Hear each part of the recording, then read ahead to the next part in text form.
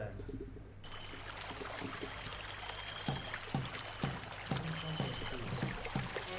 Mira los aburridos, con los pies deprimidos. Muy bien, y ahora sí ya nos metemos de lleno en esta tarde de GON FM. Volvemos a la tarde, También recordad que estamos de 8 a 10 haciendo la parte informativa, noticias a la primera mañana. Ahora que el Cuiti renunció, fue padre y se renunció, se fue a otras tierras. Así que nos quedamos con la primera mañana y estamos en la primera mañana antes de Ingobernables.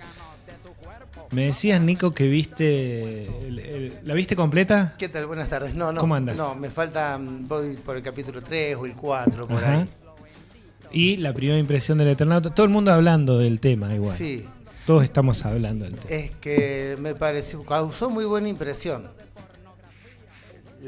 ¿Habías leído el cómic? Sí, ¿La pero novela? hace mucho. Yo le vi con mi hijo que él lo leyó hace menos. Ajá. Entonces él lo tenía más presente y me iba marcando algunos detalles cuando se iba abriendo la historia de la serie, de la historia original del cómic, cómo llegan al ejército y cuestiones así, que yo no me acordaba, pero me pareció muy bien lograda y me gustó que se separara del cómic para generarte de vuelta expectativa. Claro. Porque si no ya sabías que iba a pasar, más allá que uno quería ver cómo estaba contado, que me parece que está muy bien contado. Da orgullo, ¿no? A mí me pasó eso también, por otro lado. Sí, así empezaba a mirar finito, detalles, cosas así como que a uno puede gustarle más, menos, sí, pero... Sí, hay algunos detalles. Pero estás contento con el Eternauta. Absolutamente, sí, no, me parece muy buena serie. Llega justo aparte, ¿no? Para charlar esto de... No sé si es casual que llegue justo. De todas formas, veía como hay una reivindicación amplia del campo libertario del Eternauta. ¿Escuchaste eso? No, pero porque hila fino en algunas cosas el Eternauta que los tarados estos no las deben entender. ¿O qué es lo que... No vi nada. Yo tampoco no tengo Twitter, pero sí escuché así algunos comentarios en la radio esta mañana sobre Twitter y eso, donde lo que dicen es que está claro que el héroe es Juan Salvo, que no hay un héroe colectivo, sino que ahí el héroe es el protagonista. O sea, no hablan del héroe. Usar armas, que es bueno usar armas, y que bueno, el otro héroe es uno que se estaba preparando para el fin del mundo. Ajá. Entonces, claro, les parece lógico que esa gente sea héroe. Y lo ven así. Está muy bien. Está muy bien. Cada uno hace la lectura de su miradas, época. Totalmente. Está muy bien. Probablemente también nos hayamos exagerado un poco el símbolo que representaba el Eternauta de alguna manera, porque hay pocos lugares a donde aferrarse. Sí, totalmente. Que aparezca un algo a reivindicar algo, que aparezca Lali Espósito a reivindicar algo, que aparezca a reivindicar que no estábamos errados, que no era que cada quien se salva solo y que cada quien cuide su culo y va a andar bien la cosa. No, y yo creo que está claramente planteado el tema de lo colectivo, de lo grupal, de la organización, de lo comunitario. Yo le preguntaba, pero bueno, son las lecturas que puede llegar a hacer cada uno en función del bagaje que tenga encima. Le preguntaba a Pablo esta mañana si te había quedado lejos o cerca la reacción de la gente en los primeros capítulos. Si te pareció verosímil o no que enseguida salgan a cuidarse, que enseguida salgan a tenerle miedo al vecino y que nadie con más o menos sensato diga, pero boludo, es tal, es cual. Si te pareció verosímil o no más eso. Más o menos, hubo cosas que no tanto, por ejemplo... qué sé yo, tantos autos chocados, pero son cosas que a uno se le ocurre en el momento y, por ejemplo, o sea, la gente va a andar con aire acondicionado y la ventanilla subida. No creo que se hayan, pero son pavadas que por ahí uno las sacrifica en función de la lógica de la historia, porque si no, a ver, empecemos que lo más inverosímil es una nevada radioactiva y una invasión extraterrestre, entonces ya a partir de ahí todo lo demás es ciencia ficción. Es válido, claro. Pero también me parece que hay cosas que son válidas para el desarrollo de la historia. Hubo un par de momentos en que dije... ¿Tanto se van a cuidar? Así, o en detalles o en cuestiones así. Pero me parece que también es una cuestión de necesidad y al menos esos personajes sí lo hacen. Y son así. Y bueno, me alegro. ¿Y lo veías con tu hijo? ¿De qué edad? 23 años ya. ¿Y la vuelta de él cuál era? No, o sea, a él le gusta el tema de las películas, la serie me iba marcando algunas cuestiones de iluminación, de escenarios, de no sé qué, pero además, sobre todo, él tenía el recuerdo más fresco del cómic, entonces íbamos comentando de qué es lo que había habido en el cómic. en el cómic y que no, pero me pareció muy, muy interesante el recurso de adaptarlo a la actualidad. Y me parece muy bien hecho, muy bien adaptado a la actualidad. Me parece muy bueno que sea un excombatiente de Malvinas el protagonista. Te voy a preguntar eso, a nivel histórico. A nivel histórico me parece que es una reivindicación. No sé si a nivel histórico, yo creo que a nivel sociedad es una reivindicación justa y necesaria. Absolutamente, y además le da verosimilitud a la historia al tener un entrenamiento militar que le va a permitir en esa situación. Me gustó también que no haya habido tanta cosa explícita. ¿Viste? El veterano de Malvinas no es que andaba cada rato diciendo soy veterano de Malvinas. Incluso hay una escena, no sé si ya la viste o no, una escena en donde dice, bueno, estabas tan negado que no se quise ni decir nada de habían dos que habían combatido juntos, ¿viste? Sí. Y eso, como que, viste que a veces las historias argentinas, las películas argentinas, como que explican lo que ya está explicado en la imagen. Y noté que es todavía como un lenguaje distinto en ese sentido. Sí, bueno, para mí me parece que eso es una cuestión de Estañaro, del director Bruno Estañaro. Ya de Ocupas tiene un estilo bastante realista, si se quiere, no sobreactuado, porque también hay estilos... Pero ¿no metafórico, bien, metafóricamente artístico. Claro, digamos. es que depende. Hay estilos donde lo dramático se exagera y no queda mal, es parte del estilo. Entonces las cosas que pasan son muy terribles, las reacciones de los personajes son desmedidas. Y es una cuestión artística también eso. Y hay otra rama que viene, me parece, de más de los 90 y de estas series que iban más a una realidad social, tratando de justamente no hacerla tan dramática, pero sí ir mostrando de una forma más salirse del realismo mágico a irse a un realismo más como más cuidado, más controlado, más contenido. Ahora que mencionaste Estañán, y antes de meternos en tema, que nos vamos a meter ya urgentemente, hay como un universo compartido con Ocupas. Bueno, con algunos de los personajes y sí. ¿No? Ahora que lo decís me cae ahí como... Parecería ser que es más o menos, es el mismo país, son las mismas complejidades. Sí, y quizás no sea casual que Ocupas se haya editado, no editado, no, ¿cómo se llama? Que se haya subido a Netflix hará un año o 2 años. Exacto. Y fue, creo que, un suceso más o menos interesante. Sí. Hubo como bastante repercusión. Y me parece que a partir de ahí le dijeron, bueno, hacete algo así ahora. Muy bueno. Bueno, muy contento tú también. En buena hora, en buena hora, la verdad que sí. En medio de tanta neblina, un poco de luz. Sí. ¿De qué vamos a hablar hoy, Nico? Bien, hoy Vos siempre traes historias de esperanza. Oh, justamente. Confié todo mi fin de semana depresivo. Una historia de luz este momento. y amor. Sí, simplemente un hecho que sucedió hace 90 años atrás, en 1935. Cuando una de las sesiones del Congreso de la Nación termina los balazos y muere un senador, es herido un diputado y un ministro del gobierno. Historia de nuestra historia. ¿Fuiste a verlo, Piña? Fui a verlo, Piña. Estuve ahí. ¿Cómo se llamaba? ¿Quién es el protagonista de nuestra historia? Enzo Bordavere. Hay una película sobre el tema. Bordavere, el senador por Santa Fe por el Partido Demócrata Progresista. Hay una película que tenía un muy buen título del que no me quise apropiar, que se llama Asesinato en el Senado de la Nación. Así que es recomendable para el que le interese el tema ver la película. Bien, así lo vamos a titular. Sí, y si quisiéramos seguir robando, podríamos decir que el día en que lo iban a matar, Enzo Bordavere salió de su casa rumbo al Senado de la Nación porque se estaba tratando un tema muy importante. ¿Esa línea que acabas de decir está robada de algún lado? Si no, es muy bien. El día que lo iban a matar... El día que lo iban a matar, Santiago Nazar se levantó a las 5 y algo de la mañana. Muy bien, algo así. Crónica de una muerte anunciada. anunciada. Me gustó mucho ese principio, dije... le cabe porque Bordaberry no se imaginaba lo que iba a pasar, pero sí va al Senado de la Nación porque se estaba tratando un tema muy importante. El jefe del partido, digamos, y el presidente de la bancada, al que él pertenecía, el Partido Demócrata Progresista, el senador Lisandro de la Torre, había presentado un informe y una serie de denuncias contra varios frigoríficos ingleses y un par de ministros del gobierno por hechos relacionados a evasión de impuestos y corrupción. Uh-huh. Entonces estaba todo muy caliente ese día. De todas formas, vamos un poquito para atrás para saber cómo llegamos ahí y a los balazos, que yo cuando me enteré de la historia y me puse a buscar un poco, me pareció así... un hecho bastante extremo, ¿no es cierto? Que agarren a los balazos a un senador en el Congreso una tarde de sesión.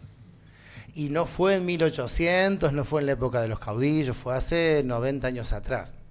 ¿Pero qué pasaba? El 29 de octubre de 1929 cae la Bolsa de Nueva York. Sí. No es la causa, pero sí es el principal síntoma de lo que va a ser una crisis terrible, quizás la más terrible del capitalismo, que se va a expandir a nivel mundial y que se va a ir profundizando en los años siguientes. La gente se tiraba por la ventana de los edificios en Nueva York. Esa foto ahí dando vueltas. Sí, la gente, todo el mundo, todo el mundo no. Hubo algunas pocas empresas, las que tenían espalda, que a la larga salieron que compraron ganando. Todo muy barato. Todo muy barato, pero muchas empresas quebraron, los sectores medios perdieron todos sus ingresos. Pero sobre todo la crisis se expande a nivel mundial, porque después de la Primera Guerra Mundial, los bancos centrales de los distintos países, en vez de tener solamente la reserva en oro, también tenían una parte de esa reserva en dólares. Y cuando el dólar se devaluó, los países europeos que tenían reserva en dólares se les devaluaron las monedas y la mayoría de los otros territorios eran colonias de los europeos. No había muchos más países salvo los de Sudamérica, que éramos como una especie de semicolonia de Inglaterra o Francia. Con lo cual la crisis se expande a nivel mundial. Acá particularmente, provoca un tembladeral político en toda América Latina, una serie de golpes de Estado entre el 30 y el 32 que afecta a casi todos los países.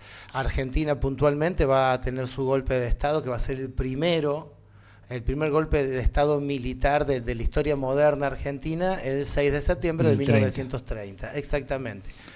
El general José Félix Uriburu va a derrocar al presidente constitucional de ese momento, Hipólito Yrigoyen, presidente que era radical, que era acusado de populista, que además ya estaba grande. Que también convivía con una interna radical, ¿no? Que la había con una pelea interna en el partido. ¿Se escucha? Sí. Bien. Con una pelea interna en el partido con el sector más conservador, que era el sector de Alvear. Entonces, la crisis económica provoca un tembladeral político, por eso aprovechan en ese momento y se da el golpe de Estado. Con muchas cuestiones que podríamos hablar de. Ahí comienza lo que se llama la década infame. La Corte Suprema avala este golpe de Estado y a partir de ahí empieza a armar el gobierno militar, elecciones amañadas para el año 32 que van a ser ganadas por Agustín Justo. Iba a ser presidente, pero en elecciones fraudulentas, amañadas, como decíamos. Por eso ese periodo se conoce como década infame. Bueno, perdón que me meta ahí, pero hubo 15 años, hubo 2 elecciones nada más, que con el voto libre que pone a Irigoyen en el poder, ¿no? Imaginamos que en el 16 fue el primer voto más o menos universal, más o menos obligatorio. Sí, a nivel presidencial sí, en realidad la ley Sáenz Peña es del 12, yo creo que en las elecciones del 14 legislativas se ensaya. Y se ensayó antes de las presidenciales como para ir probando el sistema y en realidad también por una cuestión de tiempo. Ya a partir del 12 la ley estaba, entonces las siguientes elecciones iban a ser en ese marco gana Irigoyen. Tiene muchos problemas para gobernar, planteados sobre todo por los conservadores, pero de todas formas, como ganaban las elecciones los radicales, lo desplazan del poder y restringen la participación, o mejor dicho, proscriben al radicalismo de presentarse en las elecciones del 32. Fue proscripto. Proscripto. Y justo entra ¿por qué? Por el Partido Conservador. En realidad entra por un partido que se llama La Concordancia, donde había algunos sectores del radicalismo azul, que eran los antipersonalistas o los anti-irigoyenistas, la gente de Alvear. Claro. El mismo Alvear no se prende en esa. Es más, cuando Irigoyen ya... Todo Recoleta sería. Sí, que, bueno, de hecho eran los sectores que estaban más conservadores que Alvear inclusive. Alvear queda como una especie de líder popular cuando fallece Irigoyen, y estos eran menos populares que Alvear inclusive.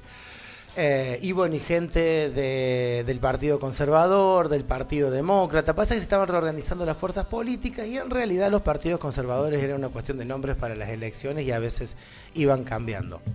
Pero en ese momento en el Congreso estaba La Concordancia, estaba el socialismo, estaba Alfredo Palacios, el histórico diputado del socialismo, y estaba el Partido Demócrata Progresista, que era un poco el heredero de las ideas de Roque Sáenz Peña, que pone la ley que le permite a Irigoyen llegar al poder.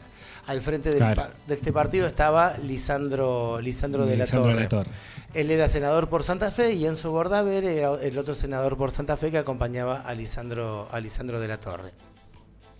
Ahora bien, nosotros dijimos que la crisis esta lo que provoca es una devaluación generalizada, por lo cual la mayoría de los países, siguiendo algunas ideas que empezaban a girar de John Maynard Keynes, del economista del que tanto habla nuestro presidente, empiezan a cerrar sus economías sobre sí mismas.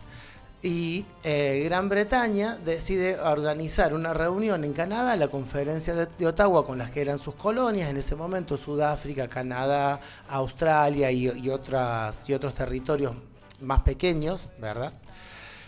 Y arreglar ahí dentro que solo se comercia al interior del Imperio Británico, con lo cual los otros países que habíamos sido sus socios directos y proveedores de materias primas quedamos totalmente afuera, y entre ellos Argentina.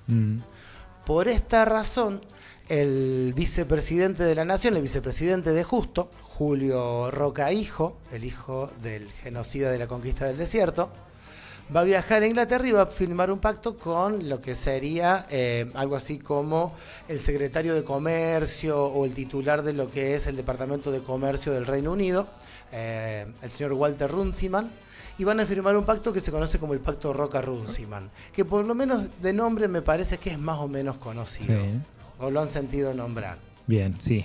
Bien. ¿En qué consiste este Pacto Roca-Runciman? ¿En qué consiste? ¿En qué consiste? Argentina quería seguir comerciando con el Imperio Británico, pero le van a imponer una serie de cuestionamientos muy duros. Por ejemplo, la mercadería inglesa prácticamente no paga derechos de aduana, o por lo menos la mayoría de los productos, incluso el carbón y productos de ese tipo, tenían entradas sin aranceles. Sin ningún tipo de arancel. A lo Donald Trump, exactamente. Argentina estaba comprometido a comprarle a Inglaterra... Cuero. No, toda la plata que Inglaterra le comprara a Argentina. O sea, Inglaterra no pagaba un peso, todo se pagaba con productos ingleses. O sea, era un canje mano a mano. Por lo menos para los ingleses. Después, si nosotros queríamos pagar más productos ingleses, podíamos hacerlo, pero los ingleses nos iban a pagar una libra por nuestros productos, sino que nos enchufaban sus propios productos que no podían vender en el contexto de la crisis mundial. A Inglaterra esto también le convenía por ese lado. Ah, bien. Para poder ingresar y competir con sus otras colonias como Sudáfrica o como Australia, Argentina se comprometía a un valor preferencial de sus productos de exportación que fuese igual o menor al más bajo de sus colonias. Y después hermoso, muy digno. Un pacto Roca-Runciman, el pacto más digno de la historia. Sí, hubo un par de calificaciones. Y finalmente, como para cerrar las condiciones del pacto, o sea, hay otras más, pero en esto que nos interesa a nosotros, puntualmente en el tema de la carne, el 85% de las exportaciones de carne debían hacerse por frigoríficos ingleses. El Julito Rosca, el Roca hijito, sí, cuando llega al puerto de Buenos Aires después de firmar este pacto, va a declarar ante la prensa que el país pasaba a ser, desde el punto de vista económico, una parte integrante del Reino Unido. Y también se lo llamó... ¿Me contextualizás años de vuelta, por favor? Años 30. Habían sido... habíamos tenido el auge del modelo agroexportador hasta la guerra mundial, hasta la primera guerra en la década del 10. Eso fue como una pequeña crisis porque se interrumpe ese comercio mundial, pero en la década del 20, cuando se restablece, empieza a crecer la economía y empiezan a crecer las producciones. Lo que no mejoraban todavía eran las condiciones de vida y de trabajo de la gran mayoría de la población, por lo cual no había capacidad de consumo para todo eso que se producía. Llegó un momento en que ya no había a quién venderle. Esto se manejó de distintas formas en cada país, pero en Estados Unidos, por ejemplo, para tratar de sostener el consumo, y ojo, escuchemos que no nos pase lo mismo, lo que hacían era darles créditos a los obreros. Como no tenían un sueldo para poder pagar lo que se les estaba ofreciendo, porque también comenzaba en estos momentos, en los años 20, el American Way Life, el estilo de vida americano, y estaban los carteles con los autos. Hacía 15 años que Ford había decidido fabricar un auto que pudiesen comprar todos sus propios empleados. Exacto. Y el consumo masivo, y como los sueldos no eran lo suficientemente buenos, las jornadas eran de 12 a 14 horas, las jornadas laborales, en Estados Unidos, por ejemplo, se les empezó a dar créditos para que se endeuden para poder adquirir todo eso que no podían comprar. ¡Qué gran idea! Genial. Cuando estalló, mientras duró, estaban todos contentos y esto iba para arriba. Ya un día tenemos que hablar de la caída de la bolsa de Estados Unidos. Es como hecho en sí, porque ahí se ven muchas cuestiones que están interesantes. Anote nomás. El tema es que nosotros tratamos de seguir manteniendo ese modelo que se iba abajo, que esa es la otra cuestión. La Primera Guerra Mundial fue como un aviso y la crisis del 30 fue la sentencia de muerte de la División Internacional del Trabajo y del modelo agroexportador puntualmente para nosotros. Entonces, el pacto de Rocca-Runciman se entiende como una forma de tratar de sostener un modelo económico que ya no era viable, pero que tampoco un país cambia sus producciones de un año para el otro. Y las vacas se seguían amontonando en los campos, entonces de alguna forma se las querían vender a los ingleses. Y el inglés era el mercado posible. Había ganas. En realidad los ingleses tenían los frigoríficos que compraban las vacas. Después ellos las venderían en Inglaterra, claro, Francia y seguramente en otros lados también.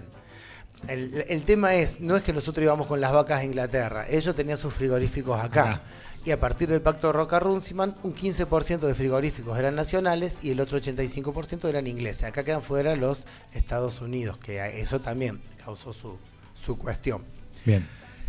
Lisandro de la Torre se va a oponer a este pacto, lo va a empezar a denunciar, pero también va a empezar a investigar porque va a ver que en torno a esto también hay una trama de evasión financiera y corrupción. Entonces lo empieza a acusar en el Senado, se forma una comisión que empieza a investigar y ahí ven que están metidos empresas como el frigorífico Anglo, La Blanca, todavía hay picadillo La Blanca, Swift, Armour y otros más, varias empresas más. Que son los que habían escrito el pacto, básicamente. Redactado el pacto. Es lo que estaban detrás. Y tenían otro pacto aparte, secreto. ¿Por qué? Porque en realidad, y acá le avisan los trabajadores del puerto de Buenos Aires, a Alfredo Palacios, al diputado socialista, que en un buque, en un vapor llamado Norman Star, estaban los libros de contabilidad de la empresa Armour, del frigorífico Armour, en cajas que decían Corner Beef. Ajá. Consigue la comisión un allanamiento del buque antes de que zarpara y a partir de ahí acceden a todos estos papeles que se iban con la complicidad del Ministerio de Economía.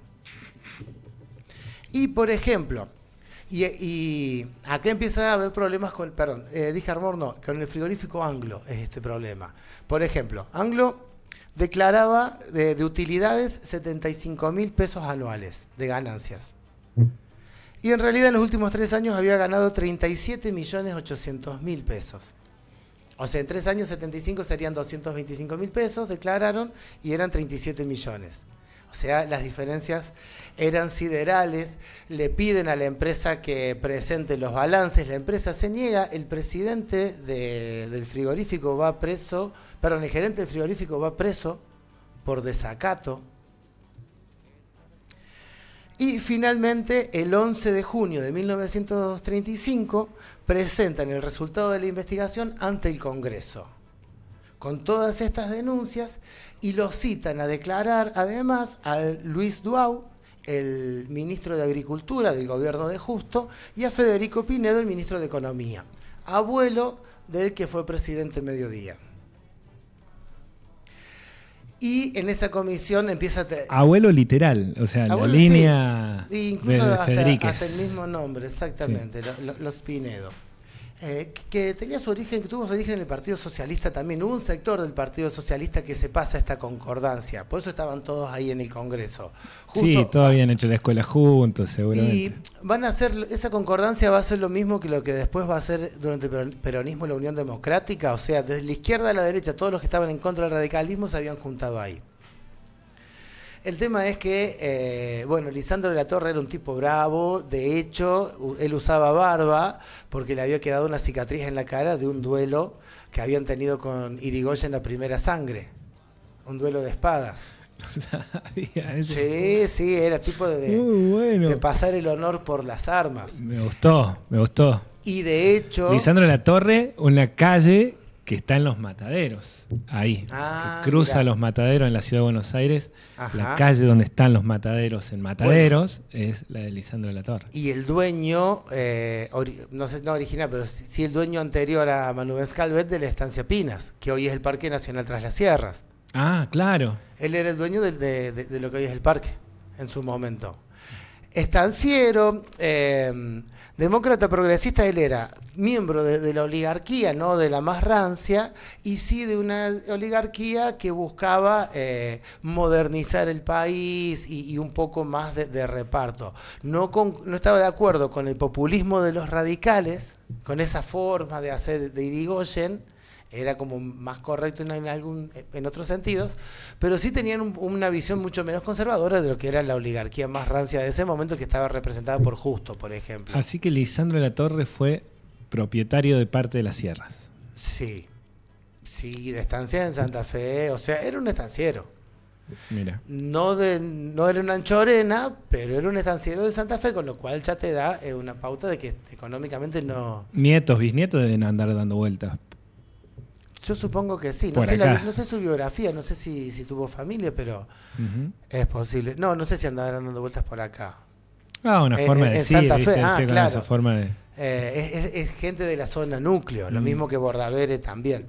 El tema es que este debate se fue calentando cada vez más, sesión tras sesión iban endureciendo los términos, ya venían golpeando los pupitres a los gritos, lo acusaban de mentiroso a Lisandro de la Torre, de que estaba viejo y medio gaga, Lisandro de la Torre diciéndoles que eran falsos y no sé qué, y ya lo retó a pelear a duelo a Duau. Duau le dijo que por sus convicciones él no se batía a duelo, usted porque es un cobarde. Está toda la versión. Eso está la versión. Está la versión taquigráfica de la discusión en ese momento y de los términos que usaban. 30 y pico. 35. 35. El 23 de julio del 35 es cuando llega el punto más caliente. Ahí ya nunca llegan a insultos gruesos con malas palabras, pero sí a este tipo de conceptos. Y eso de retar los dos. Usted es un cobarde, usted es un mentiroso, usted es un charlatán, y los gritos. Y en un momento Lisandro de la Torre se saca y se le va derecho a Pinedo, que Pinedo lo trataba de viejo charlatán y no sé qué cosa. Lisandro de la Torre se saca, se le va derecho a Pinedo. Duau se para, como que lo empuja para frenarlo y lo tira al piso. Cuando lo tira al piso, se levanta, se arma un tumulto, va corriendo Bordavere, que era su compañero de bancada, también era senador por Santa Fe. Va corriendo para donde estaba Lisandro de la Torre y ahí se escuchan 4 disparos. Y ya la batahola se hace más grande. Bordavere recibe 2 balazos en la espalda y 1 en el pecho. Va a ser llevado al hospital de Ramos Mejía y muere allá apenas llega. Mancini, diputado también por el Partido Demócrata Progresista, va a tener una herida superficial en el pecho. El ministro Duau va a tener una herida en la mano, pero se va a romper las costillas contra el pupitre cuando no queda claro por qué se cae o se tira. El tema es que el asesino que disparó, ahí era un revólver calibre 32, trata de escaparse. Alfredo Palacio, justamente socialista, lo frena, medio que lo esquiva y se mete en la sala de taquígrafos y ahí se quedó. Y nada, vino la policía a buscarlo y lo llevan preso, nunca acusó a nadie. Sí lo consignaban como hombre de confianza de Duhau. Era un ex comisario de la policía de Buenos Aires y en ese momento, según la prensa, mató en a sueldo. Él queda como único culpable del asesinato. Los autores intelectuales nunca se saben. Va a ser condenado por este hecho. Se llamaba Ramón Valdés Cora, ¿sí?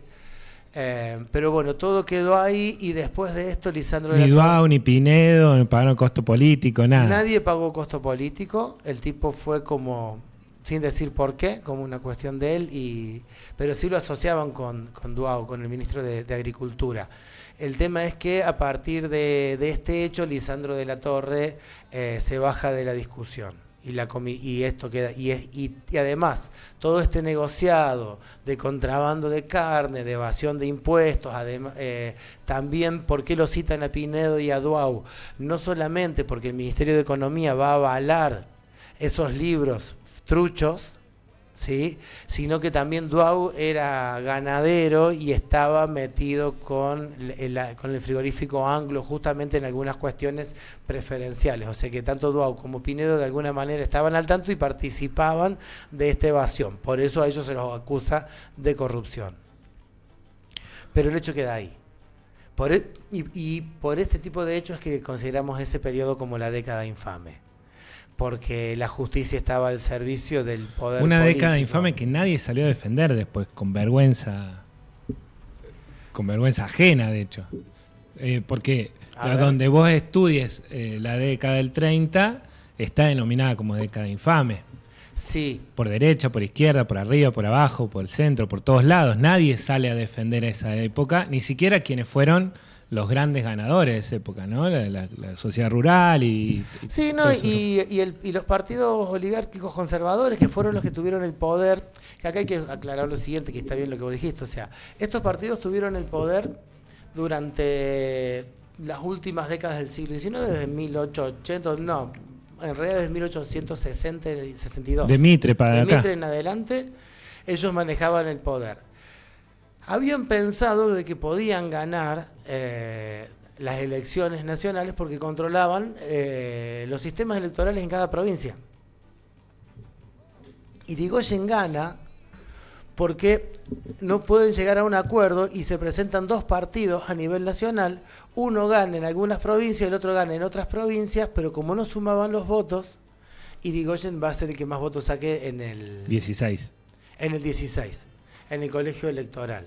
Entonces, como no se ponen de acuerdo ellos, Irigoyen gana. Por eso Irigoyen es presidente. Sí. Pero era una forma de volver a manejar ese poder. De hecho, me parece que fue... No me acuerdo si fue Manuel Fresco o Marcelino Ugarte, gobernadores de Buenos Aires de ese periodo, que decían en los medios, en algún medio, porque todo esto en realidad tenía mucha difusión en los medios. De hecho... las alocuciones, digamos, los discursos de Lisandro de la Torre en el Congreso, él los llevaba escritos, no los leía, pero los decía y después se los entregaba a la prensa y los publicaban y se leían. La gente iba leyendo lo que habían, los ilustrados, los de Buenos Aires, los que tenían acceso al diario, iban leyendo qué se discutía en el Congreso día a día. Y bueno, y dentro de todas estas charlas políticas que la prensa participaba, Fresco le dicen de por qué no podían participar los radicales de las elecciones, porque los proscribían, y decían que por una cuestión de fraude. Y bueno, dice, pero si el periodista dice, si en realidad fraude se hace lo mismo. Está bien, dice, pero el fraude de ellos es pernicioso, este es un fraude patriótico. El fraude patriótico. Y de ahí quedó la expresión del fraude patriótico. Ya no me acuerdo si es Ugarte o Fresco, ¿cuál de los dos? Creo que Fresco. Puede ser. Casi seguro que es Fresco. Y de hecho hubo películas que se ríen de esta década.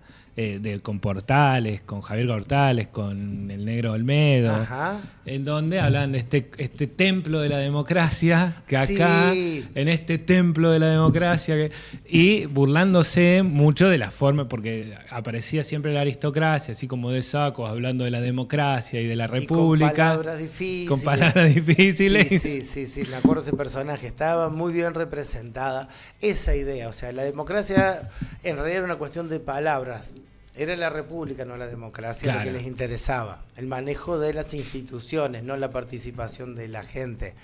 Esta década infame termina en otro golpe militar el 4 de julio de 1943, en manos del GO, donde participó el coronel en ese momento, Juan Perón.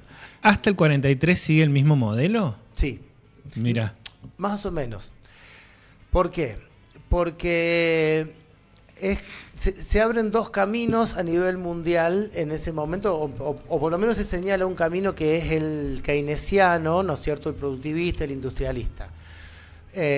Más allá del pacto Roca-Runciman para tratar de sostener el viejo modelo agroexportador, Pinedo presenta el plan Pinedo, no me acuerdo si por ahí en esos años, no me recuerdo bien si 35 mismo, en el 36, o por ahí presenta el plan Pinedo, donde donde él proponía una especie de industrialización y de una serie de medidas que ya venía aplicando Roosevelt en Estados Unidos. En el 1933 gana el demócrata Franklin Delano Roosevelt, sobrino de Teddy Roosevelt, ¿no es cierto? Y él va a aplicar un modelo keynesiano en el poder, que básicamente la idea es que haya una inversión fuerte del Estado, que el Estado controle la economía para que los privados no se curren la plata por su cuenta, que haya una inversión fuerte del Estado, pero tendiendo a que haya una redistribución social, porque a partir de esa redistribución social se genera un mercado interno, con lo cual se devalúa la moneda para tener competitividad ante los productos del exterior, y se trata de industrializar la materia prima y generar puestos de trabajo. Que después vamos a ver que con el peronismo eso se termina concretando. Uh-huh. Pinedo ya lo intenta, pero le van a ir poniendo trabas en el Congreso y se le va a ir dificultando, y algunas cosas sí y otras no, y finalmente no. Recién después, en el 43, 44 va a ser la gran industrialización, pero yo te diría que más o menos del 37 comienza levemente este proceso, ¿sí? En el 33 fue el pacto Roca, 34 fue el pacto Roca-Runciman, tratando de sostener el modelo agroexportador, pero también se iba pensando eso, y en el 37 comienzan a aparecer las primeras fábricas cerca de Buenos Aires que transformaban algunas materias primas locales. ¿Bordaberry muere como Cabral, así, salvando a...? Más o menos, o sea, no consciente. O sea, porque nadie se imaginó que iban a venir esos disparos, y a él lo agarran por la espalda. O sea, que ni siquiera vio a quién le disparó. Él va porque lo habían tirado al suelo a Lisandro de la Torre, y Lisandro de la Torre en ese momento debería ser un tipo, ya calculo que pasando los 60 años, era un hombre grande. Claro. Era un hombre grande, entonces yo imagino que se preocupó, y bueno, y se iban a las manos. O sea, es más, lo quería salir a pelear afuera a Duhau de la Torre. Entonces ahí reacciona Bordaberry. Y cuando va yendo recibe los balazos por la espalda, con lo cual no se imaginaba los balazos ni lo vio. En cierta forma termina cumpliendo el rol de Cabral, porque en una de estas sesiones anteriores le dice Duhau a Lisandro de la Torre: usted por esto lo va a pagar. Que bueno, en ese momento nada, quedó como una de las amenazas y los improperios del momento, pero bueno, como Valdés Cora era hombre de Duhau, posiblemente estuviese muy relacionado y ya Duhau tuviese en mente alguna situación así. Puede ser que no haya sido premeditado. El tipo no dice nada y no hace declaraciones y se la come y va preso y punto. Entonces no se sabe. Puede ser porque en esta época también el tema de andar armado era habitual. Que él haya estado ahí como patovica de Duhau. Había mucha gente ahí porque estaba Palacio, había diputados, había representantes de algunas de estas cámaras de ganaderos, como que Bueno, estaban los ministros, o sea, había más gente que la habitual. Era un debate muy interesante y había un montón de gente. Entonces, posiblemente este tipo era un patobica que cuando lo vio... que se le vino. Le disparó y bueno, al final lo terminó matando al otro. Mencionaste que tenía las costillas rotas, Duau. ¿Tenés alguna teoría de eso? Porque te sonreíste en el medio. Y yo busqué un poco información, no está claro por qué si le pegan un balazo en la mano se rompen las costillas. 2 tiros y 2 tiros, decís. ¿Habrán sido? 4 disparos fueron. El revólver tenía 4